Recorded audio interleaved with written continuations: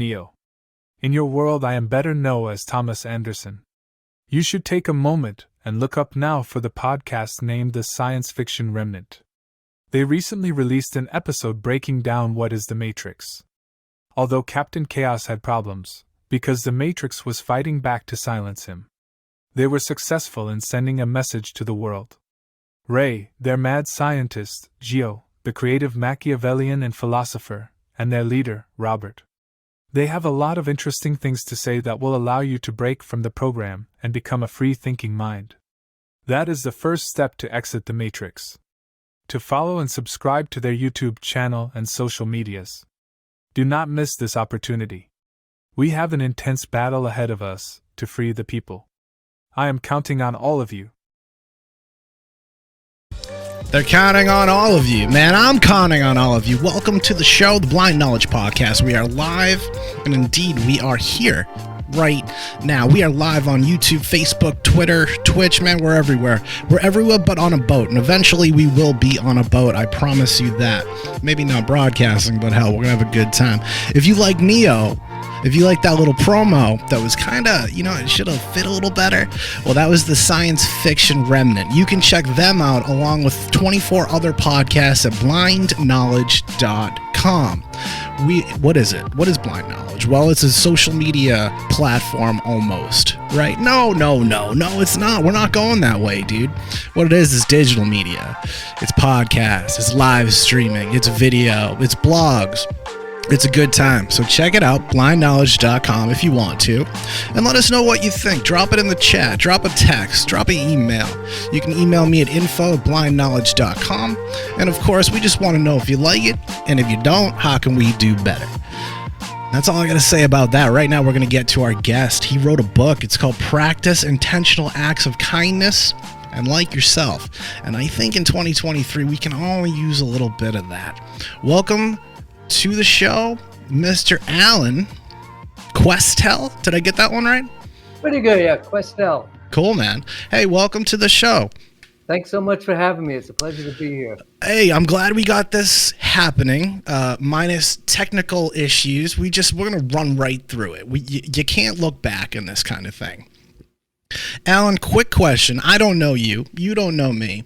Why did you write this book, especially with a title like this? This is more of a self-help, well-being kind of title, stay positive title.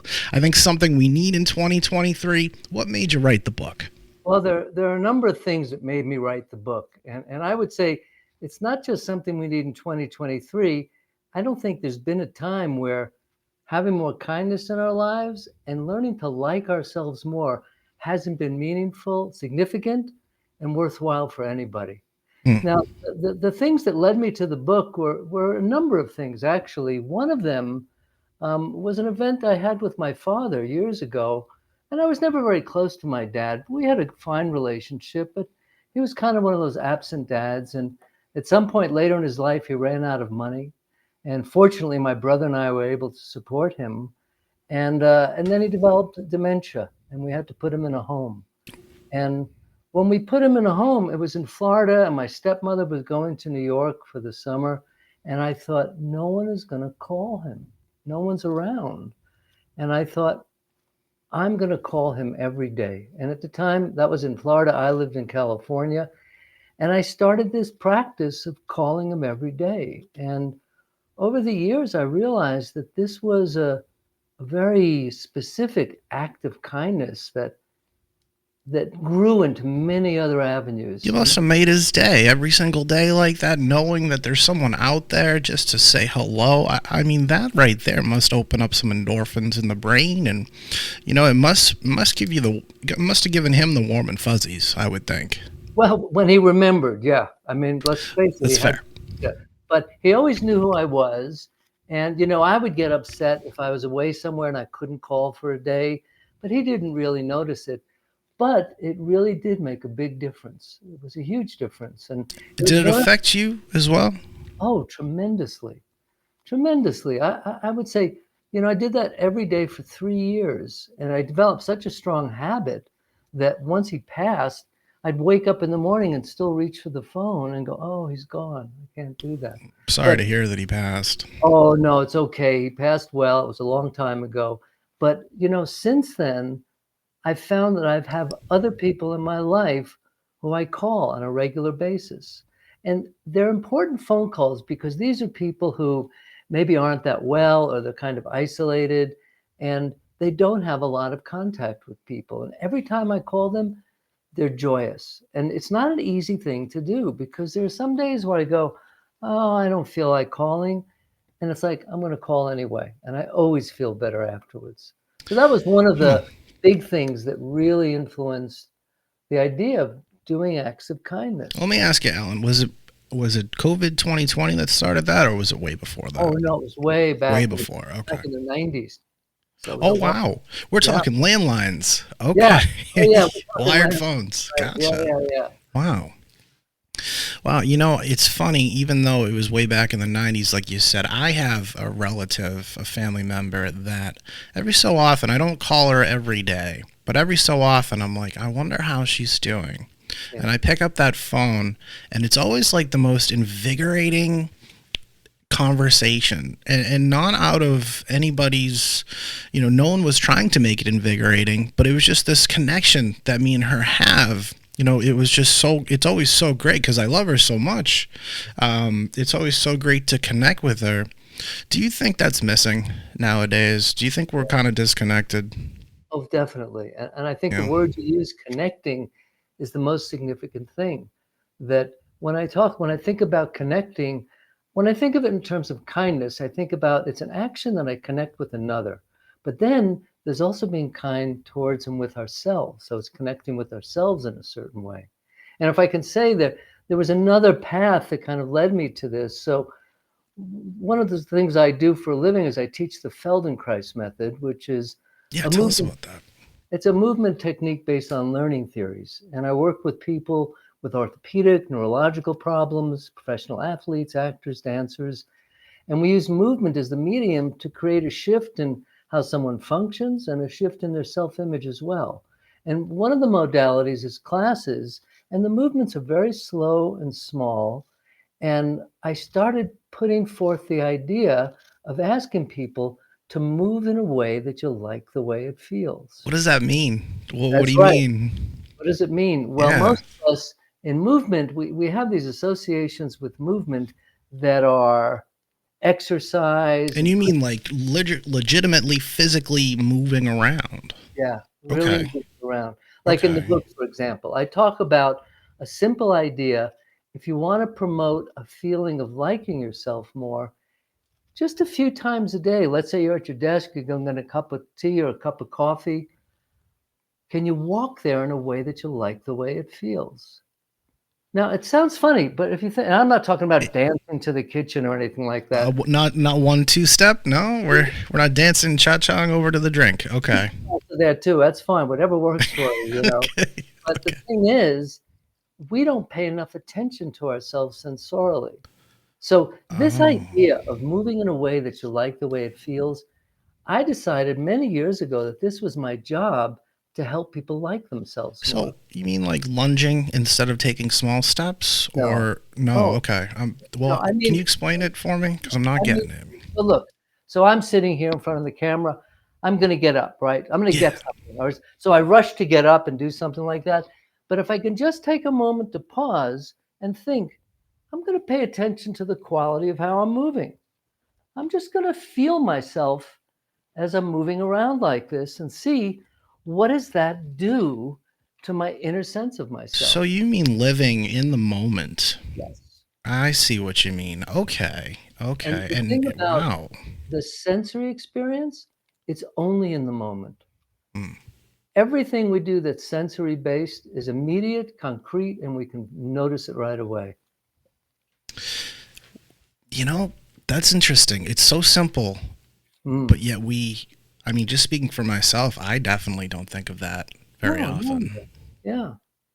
It's Wow. it's one of the chapters in my book, which is moving in a way that you like the way it feels. But here's the best thing I think that came out of it. Because in my training programs, which are 4 years long, I was proposing this idea throughout the 4 years. And at the end of the 4 years, when people graduated, they'd come up and get their certificate, and I'd give them a hug. And I can't tell you how many people whispered in my ear, I like myself more. Hmm. And the thing is, if you think about, like, look, the idea of liking ourselves more, I haven't met someone who doesn't want to like themselves more. The difficulty, the challenge of it is when I pose the question, would you like to like yourself more? Often what comes up first are all the things people don't like about themselves. Yeah, I can see that happening. That the negative froth that Right. needs to be kind of taken off the glorious drink that you get to drink, which is the positivity. Right.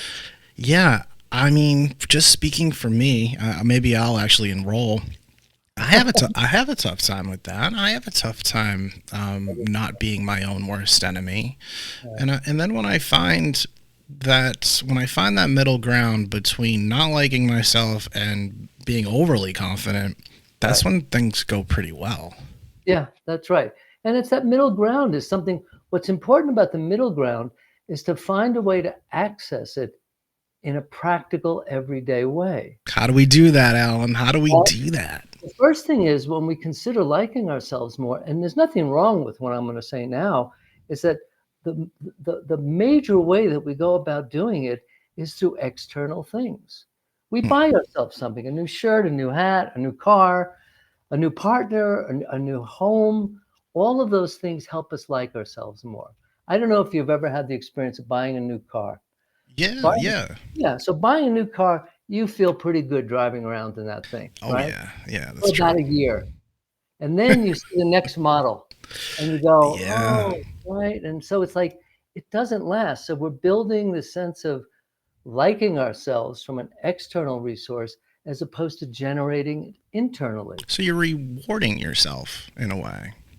Well, the reward comes out of the quality of feeling of how we do something. Huh. Yeah. Okay.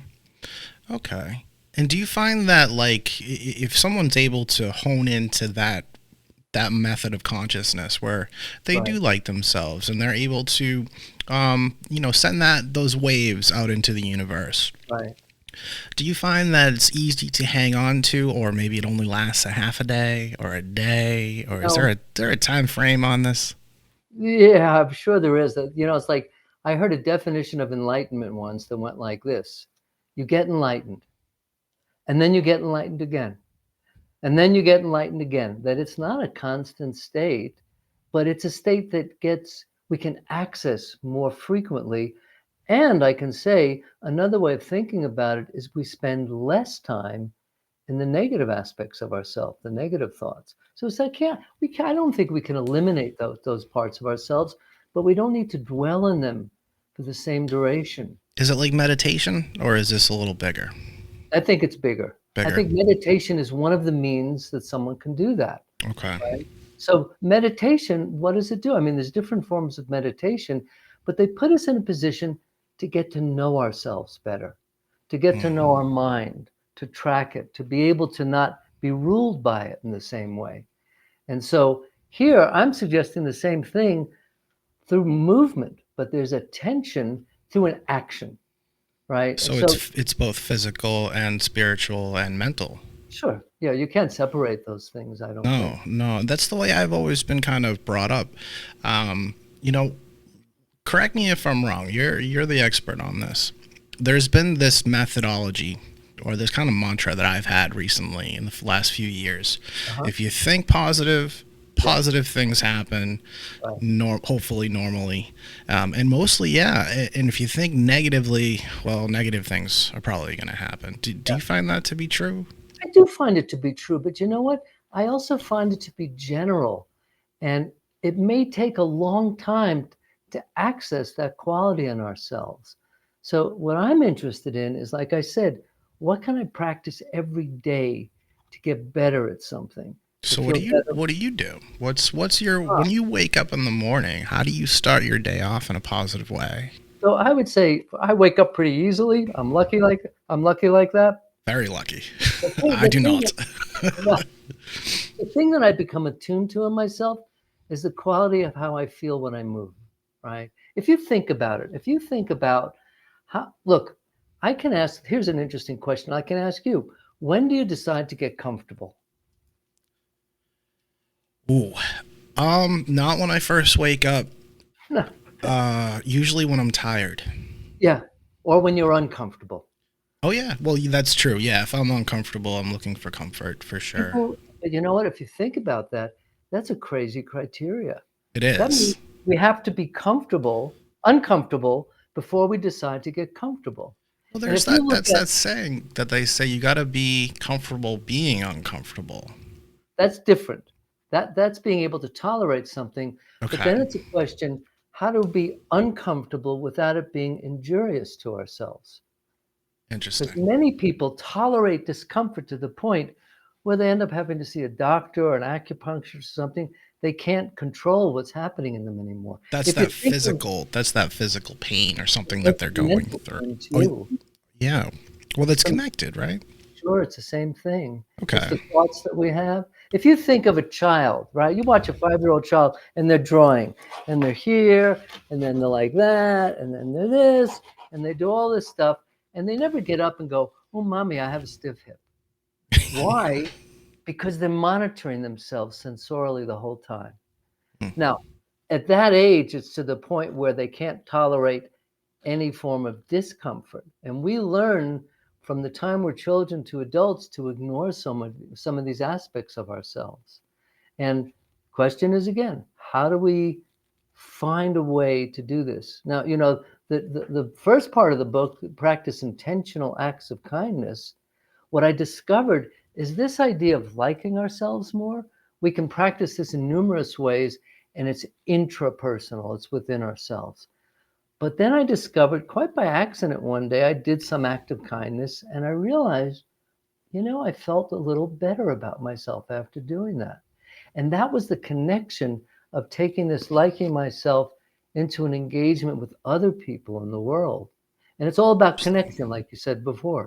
Do you find that some people? How do I say this? Do you find that some people are against feeling okay with themselves, I don't think they're against it. or I maybe they've just made up this wall that they're Yeah, just so used to the negativity or pain or yeah. soreness or just mental anguish that they just feel like that's the norm.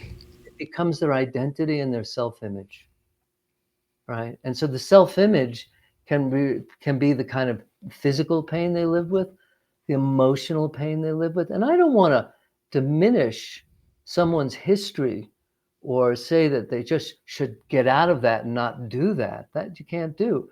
You need to replace it with something else. I'll give you an Hmm. example. Okay. So when I was 19, I moved out of my parents' house. And at 19, I had the realization that I wasn't good at anything. I was a complete failure at 19, which is ridiculous because I was barely old enough to find success as much as to find failure. And I thought, I'm going to teach myself to do one thing well. And that one thing I chose was brushing my teeth well. I didn't brush my teeth well. And this was something that I could do on my own, that no one checked. No one knew if I didn't do it, except the dentist, maybe, right? And so this is something that I trained myself over a period of months to brush my teeth well. And what was really interesting, what was revealed to me, were all the blind spots of how I sabotaged myself, how I got in my own way. But I picked a task that was so small that I could eventually accomplish it. But you know what? Then electric toothbrushes came out and they had a 2-minute timer. And all of a sudden I realized 30 seconds in each quadrant. What have I been doing? 5 seconds? I had no idea how long 2 minutes really was. So there was another level of encountering a learning about myself. Again, that was secret, it was by myself. And that over time, that's the kind of thing that can change our self image. It's such a simplistic way of thinking, yet it's so honed in on yourself. Mm, Once you accomplish that task well, that's like the start of a great race. that's right. The And book. yeah, go ahead. Sorry. Oh, no, no, no. I just want to go ahead and make sure everyone out there in social media land knows the name of the book is Practice Intentional Acts of Kindness and Like Yourself. Like yourself more. And like yourself more. Yeah. Because I'm assuming that people have some level of liking themselves already, and we want to build on that. You know, I hate to say this, but I have met people that do not. I have met people that are so down that they need someone to pick them up a bit, or they need something just to go right, you know? And sometimes we can do that just by, like you said, making a phone call, saying hello, buying someone a water that can't afford a water. You know, those can be the starts. That can be the start of some really positive stuff. And it's so simple. And it's like, I really want to put this on my whiteboard because I want to remember this, because when my computer blows up or something goes wrong, or even if I just, let's say I drop a water bottle on my keyboard, it's not the end. It's not the end of the world. You know, we all make mistakes and we can start over into a positive way, right? Right.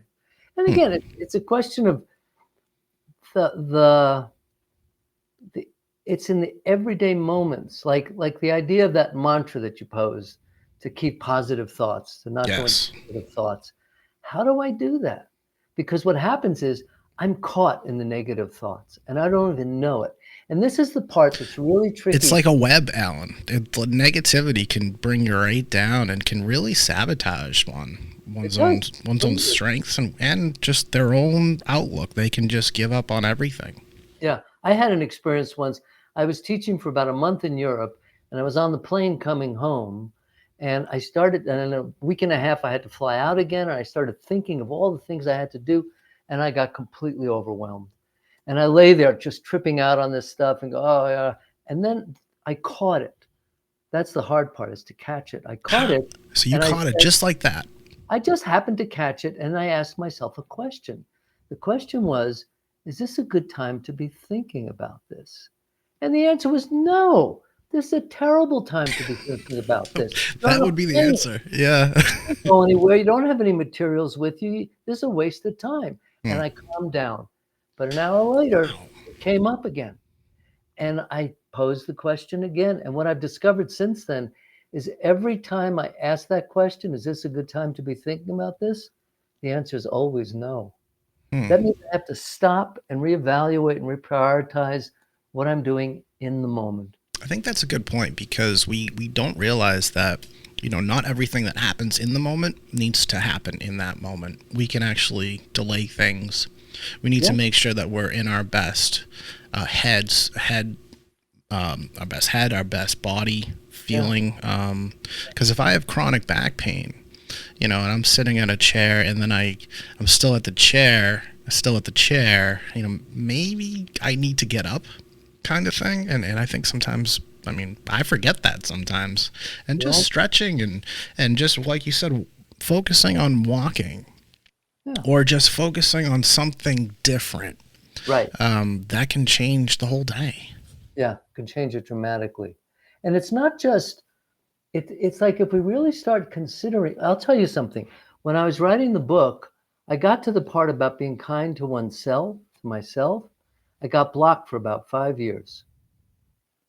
And I realized I thought I was kind to myself, but I really have a lot to learn about this still. When you say blocked, you mean you blocked yourself? I couldn't write the book. I was stuck.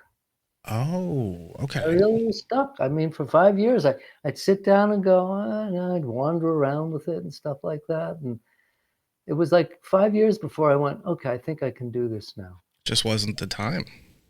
Well, it was more than it wasn't the time. I didn't know myself well enough, I think. I think if I'm going to have the kind of nerve to write a book about something like this, I have to have some skill at it.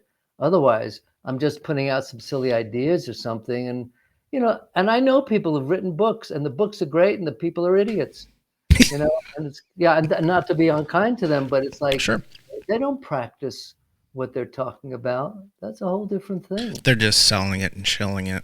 Right. Yeah, and you know, that's a good point, especially with this book. It is a self-help category. It is, and there's a lot of self-help out there. Actually, in podcasting land, self-help is the #1 category that people listen to, right in front of true crime nowadays. And 2 years ago, it used to be true crime, and it's switched. Now people want to hear about self-help and hear about relationships, but there's so many people selling that. How, when someone asks you, Alan, how are you qualified to write about it? What do you tell them? Well, I think that, almost 40 years of practice of investigating these ideas is one thing. I don't know how much the years count for much, but my experiences of actually doing it concretely with people has worked. And I've seen the success of many, many people in this realm of first liking themselves more, of learning to take better care of themselves, be kind to themselves, and then bringing it out into the world and doing acts of kindness. Like you said, buying someone a bottle of water, right? So Right. that's a great thing, but it's only a great thing if you do it regularly. Hmm. Once a day, buy someone, or once a week, buy someone a bottle of water. Doing it once, we pat ourselves on the back, we feel good, but then we forget about it. And look, can you think of any skill, any job, any role that someone doesn't need to practice to get better at it? No, you always have to practice to get better. Yeah, you have to practice to get better. And so the more we practice something, but then again, we have to practice things that are small enough that we can come back to it every day and do something with it and come back to it again the next day or the next week. Here's another example. So, actually, I'll tell you something else. When I wrote the book, when I finished the book, you asked me my qualifications, right? Not in a negative way at all. We're No, staying no, no, no, positive, but no, I'm no, just no. just just curious. No, I think it's a fine example. Look, I developed an video program years ago for pregnant women with my other work with the Feldenkrais method. And someone in marketing asked me a really good question. They said to me, "Are you an expert in pregnancy?" And I said, "No, but I'm an expert in movement. I know a lot about movement, so I can help professional athletes with sports that I can't do well. I can help them get better, professional dancers, professional ballerinas. I can help them improve in what they're doing." So now what I started to say, when I finished the book, I encountered something that was a bit of a shock for me, and it wasn't pleasant.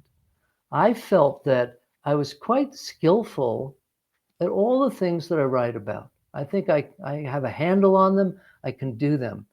And then what I discovered is the next level for me to like myself more, for me to be kinder, is such a big leap that I don't know that I'll ever get there.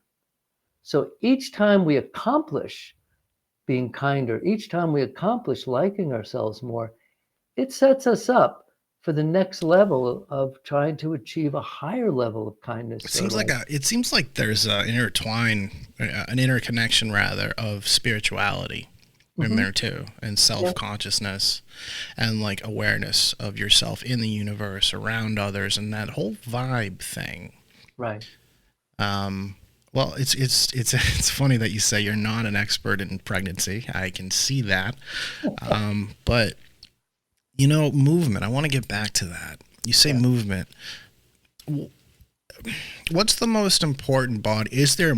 Let me rephrase. Is there a most important part of the body that requires movement to get kind of the juices flowing? Is it the hips? Is it the quads? Is it the neck? Like, whoa, how do you break Yeah. that down? Well, the thing is, when we break it down into parts.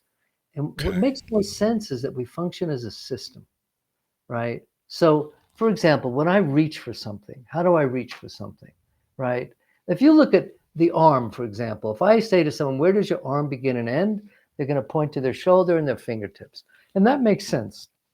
We need that distinction for Simon Says, and kids need to learn the parts of themselves Sure. like that.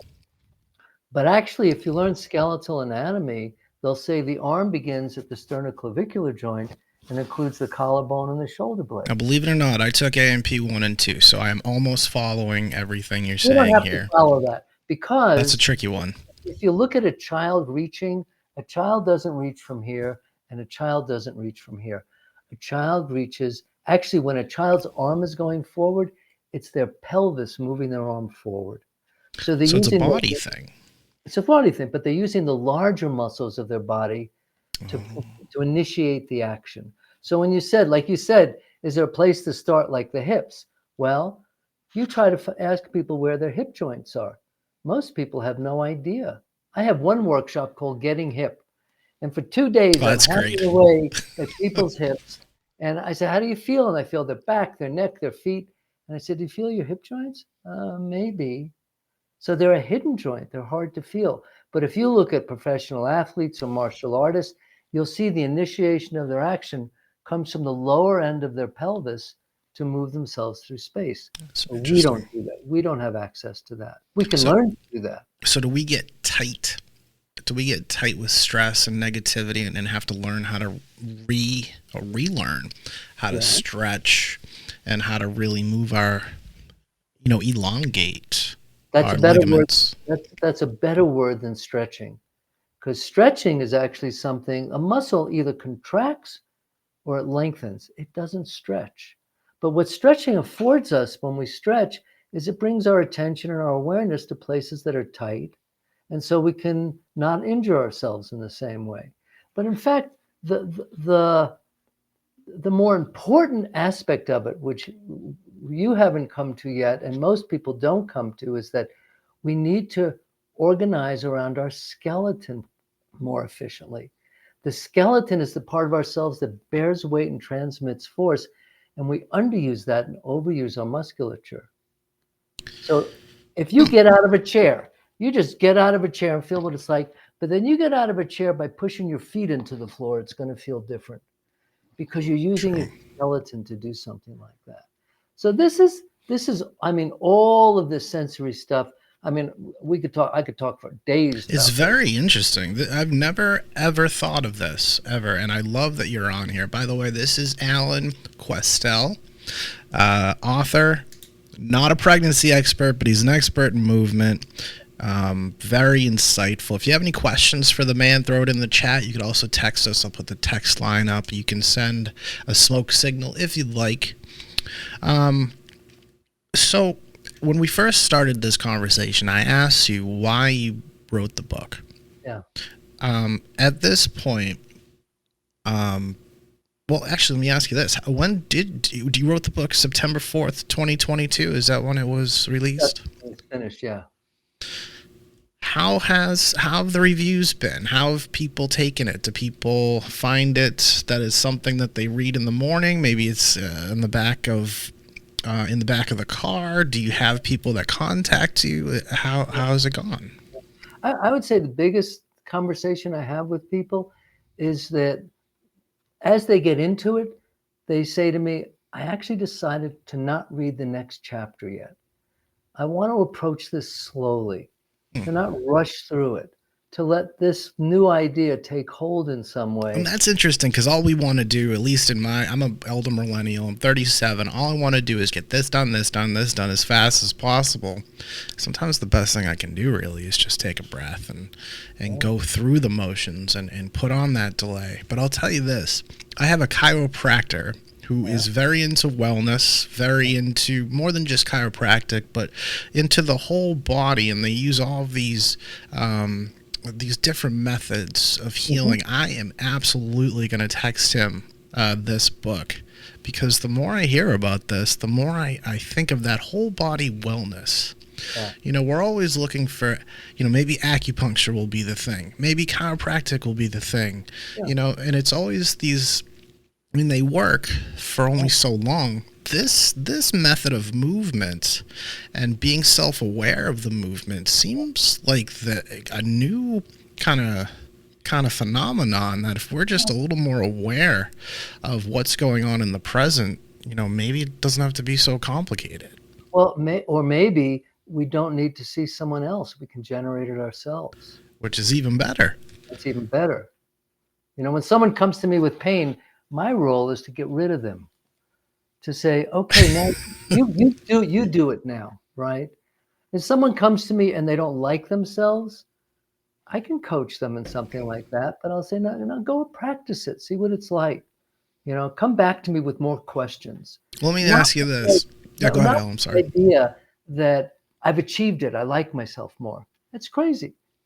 It's Can it's you give always us an example of a really stubborn one that you had a tough time with at first, a patient, or do you, a lot. and then they've really crossed that bridge, and now they're like devout into the methodology.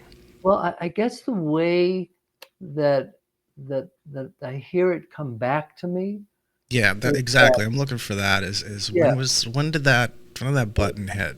what I hear come back at me is like what I described before in the graduation ceremony when people whispered, "I like myself more," right? Or they'll come back to me often with an insight that I had already told them about, but it was their insight. They discovered it. And they say, I realize I'm really hard on myself. I need to learn to be easier. And I'm starting to do it. And again, if I'm working with someone and they have some very strong habit, whether it's a physical habit or some emotional habit or something, and I say, well, okay, so let's talk about changing it. How long do you think it'll take to change that habit? And they say, a month. And I laugh at them. I go, that's ridiculous. You've been doing this most of your life. I think a year and a half to 2 years is a better time frame to consider it. And Wow, think about it though. If you give yourself a month to change something and it doesn't change, bam, you're back to where you were. I'm no good. I didn't do well, you blah, blah, give blah. up. Yeah. That's right. You give up. But if you get to 6 months and go, oh, I still not do, I have another year to go. That gives someone time to approach something because what we're talking about are really deeply fundamental aspects of We're not ourselves. talking about just going for a swim. We're talking No, about it's a thought process, a mentality, really. yeah, it's everything. It's our thoughts, our feelings, our sensations. And like I said earlier, a better realization, a better realization about how we're going about this is that, oh, I'm still doing this, but I spend less time there. All the negative thoughts that I have, they still exist. Mhm. I have not gotten rid of any of them, but I don't linger in them as long. Can I you can kind of move. control that better? Is what Well, yeah, of happens. course. Yeah. Yeah. That's so interesting. Can you And you know tell what us? needs to Yeah, happen? sorry. What needs to happen for that to happen is very often we need to differentiate the action from the thoughts or feelings that precede it. So why it's happening and what our action is. Well, no, not why. It's because when I go into why, I start explaining to myself and go into another internal conversation, like meditating. So I meditated for many, many years. And I would do it first thing when I woke up. But if I had the thought, should I meditate? I go back to bed. I just did it. And it wasn't to ignore my feelings, it was to differentiate my feelings, to have a higher relationship with the thoughts and feelings, to know I can feel that I don't want to do this. My thoughts are saying stay in bed, and I'm going to get up and sit. Because once I'm out of bed and on the cushion, I feel better. So it's the action. That's the whole book is really about action. The Right. Feldenkrais method. Yeah. What is this? What is it? It sounds religious. Is it No, religious? Does it no, come off of the mantra? Like, what is this? I need to know it more. it was developed by an Israeli physicist who, as a young man, destroyed his knees playing soccer. And he couldn't figure out why some days his knees hurt, some days they didn't hurt. Sometimes one knee hurt, sometimes the other. And he was a physicist, a mathematician. He became one of the first Westerners to get a black belt in judo with his bad knees. And his major thing was, how can I do what I want to do? How can I fulfill my intention around my bad knees? And he developed this whole method that when I studied with him, I was fortunate enough to study with him. When I graduated, there were 300 of us in the world, and now there's probably 8 or 10,000 in the world doing this. And so this practice of movement is one that, as I said before, the probably a third of the people come with some kind of neurological problem. Kids with cerebral palsy, people with stroke, multiple sclerosis. Another third are people with pain, back pain, neck pain, knee pain. And the other third are people who want to improve some qualities or change their self image. But the interesting thing is, what I do with all those different populations is the same idea, which is see how can movement translate more effectively through them skeletally. And when that happens, functioning improves, self-image changes. So if someone comes into your office, Alan, and he like says, okay, I'm having a lot of trouble with the lower lumbar disc, sciatic nerve pain. It's causing so much pain. It's actually it's causing pain in the neck because the spine is connected, the discs. What do you do first? Like, what's your move there? Do you have them spread out on the floor? Do you go through what their day is like? Like, how do you start to help someone like that? I want to know more information about how they spend their day and everything like that. And you said something, it was kind of a very interesting, astute statement that you said, that they come with a problem with the lumbar disc or sciatica, but their neck bothers them. Well, it turns out the neck, the cervical spine, and the lumbar spine of the lower back, they reflect each other in movement. So often someone has lower back pain, they have neck pain, and vice versa. But the thing is, when someone has lower back pain, what's the cause of it? And the tendency in the models that we live in is to look at, okay, there's a compressed disc, right? Or it's compressing on the sciatic nerve through the lower back or the hip joint, and then they try to treat it locally. But you know that the people I work with back pain, some of them have back pain because of how they use their eyes. Some of them have back pain because of what they do in their neck. Some of them have back pain because they hold their chest too tight, and so there's too much movement in the lower back. Or some, the chest is too free and the lower back is held tight. So there's not one answer. It's like, I just spoke to one of my trainees today about someone who has all these problems with her arms and everything. And I said, and of course, everyone wants to focus on the arms, which makes perfect sense. But in fact, if they go to numerous people and they aren't finding any success in the treatments, that's not the answer. The answer is looking at the person as a system, right? That the whole self is involved. Like, I have another woman I'm working with right now, and the biggest thing about the pain in her knee and the pain in her back is that she doesn't bend her ankles. Such a simple thing, but it doesn't happen. It's complicated. It's so simple, it's complicated. You forget. Do we just forget, or? Well, yeah. Some of it's forgetting. Some of it's stress and tension. Is it a lot of different things? Multiple causes. Okay. Yeah. Wow. Yeah, I'm sure insurance doesn't cover this, but no. They should. That would be that. What do they call it? Well, you know what? We've been approached by insurance companies to cover it. Good. And we rejected it each time. Oh, really? Yeah, because you know what happens? Then they want to run the show. That's right. They tell you how many times the person can come and how much you can charge and all this stuff. And in fact, terrible. It's based on learning. It's not based on a medical model. That's very different, right? Learning involves this client to understand themselves, to know themselves more. So they have volition over it. Sure. You should be in control of your own medicine. Yeah. This is so interesting. Y'all, if you're still curious about anything in this conversation, definitely drop a chat. You can text in at 877-237-1143. Alan Questell, this is wicked interesting. I did not know it was going to be this kind of conversation. I'm floored.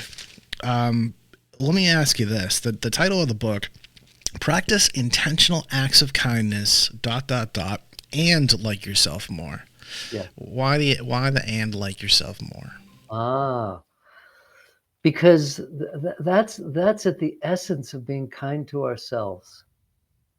I think that's a direct reflection of how kind I am, is that I like myself more. And I would say this. I would say, look, we have these two ideas, being kind and liking ourselves more. I haven't found anything that's more fundamental to each of us. We may want other things in our lives and be successful in different things, but in fact, the idea of liking ourselves more, that's pretty significant. It's way better than hating ourselves. And I think a smile goes a long way. Sure. And I think, like you said at the beginning, a phone call, a connection, not only do they release endorphins and the different chemicals, dopamine and oxytocin, I'm sure. Yeah. But it's human contact. I think in Right. 2023, I've learned ever since COVID, everything is virtual. Like right now, it's almost like our brains think that we're together in Right. person, but once the screen is off, Right. you're kind of alone. And technically, I'm alone right now. I'm just talking to you on a screen. Right. That human contact goes so far. A handshake, a hug, Yeah. eye contact, even. I'll give you an example of a simple thing we can do that's this kind of contact. That's something you can practice on an everyday basis. So years ago, I grew up in New York. I was living there, and my friend and I were at the bank, and we were online, and he was in front of me, and he got up to the teller, and he said to her, "How's your day going?" And she kind of looked up. She was like, "What?" She looked up shocked, and she went, "Uh, it's going well." Huh. And I'm looking at my friend going, what's he doing? Where did he learn that? And I started calling that intentional chit chat. That's different than how's your day going? Nice to see you. Have a great day. Those are the kind of casual things we say all the time. Yeah, Really bring our attention to someone and say, how's your day going? It takes a second. caring, really, and putting that Acknowledge, out there. Yeah. acknowledgement that I see you, that you're there. You're not just, where it really works? In airports. People, I fly a lot. Oh, airports are the biggest anxious pool you Woo, can find. woo. Yeah, because And everyone's a little, everyone knows some people don't want to fly. Everyone's in a hurry. Some people are nervous. Yeah, and the flight is delayed and they get upset and it doesn't help yeah. anything. When I go up to the desk and I say, so when's the next flight? I don't go, when's the next flight? That's what everyone else is doing. I go, when's the next flight? I said, must be hard with all these people being pissed off all the time. You get further with sugar than you do with vinegar, right? But at the same time, we're human. Yeah, yeah. I mean, being yelled. Yeah, could you imagine being yelled at constantly about?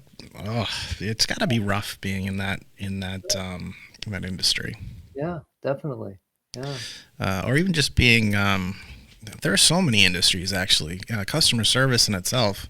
That's right. I was Yeah. in customer service for a long time, and it's like you have to develop this thick skin Right. and learn how to